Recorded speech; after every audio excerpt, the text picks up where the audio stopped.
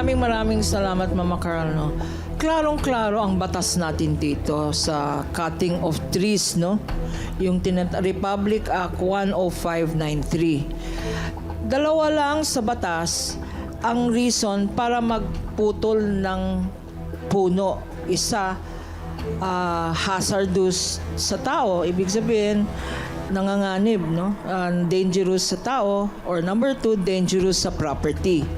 Doon lang ang pwede. No, sabi sa batas, no other reason is allowed for cutting trees. Ngayon, ang pinutol mo doon, number 1, hindi naman sa iyo. So, pati yun, violation yun. At may karapatan si Sir Ronnie na magreklamo sa'yo. Private property yun. Malapit sa bahay niya at siya ang nagtanim. So, yung proof of ownership, hindi kailangan. Tsaka yung bahay mo nasa likod. Wala naman danger sa'yo o sa property mo. So, violation yan. At nakalagay sa batas, kailangan humingi ka ng permit. Well, apart from, kunyari, yung owner ang gustong pumutol, yung owner kukuha ng permit.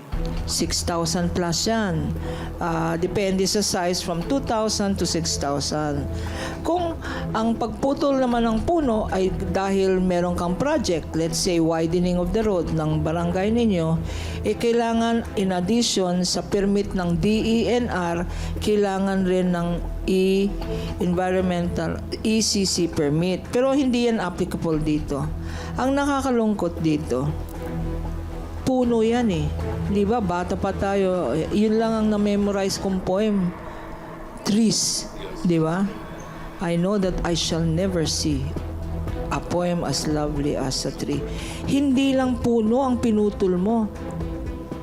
Storya ng pamilya niya yon. Storya ng childhood niya yon. Siya ang nagtanim at saka ang nag-enjoy pamilya niya. Kung ako sa'yo, Robert, maraming pwedeng kasuhan sa'yo. At number 2, pamilya mo mismo nasisira na ang, kumbaga sa tree, yung mga branches. Hindi mo lang pinutol yung puno, pinutol mo yung connection mo, yung branches mo sa pamilya ng asawa mo. Yun ang mas masaklap.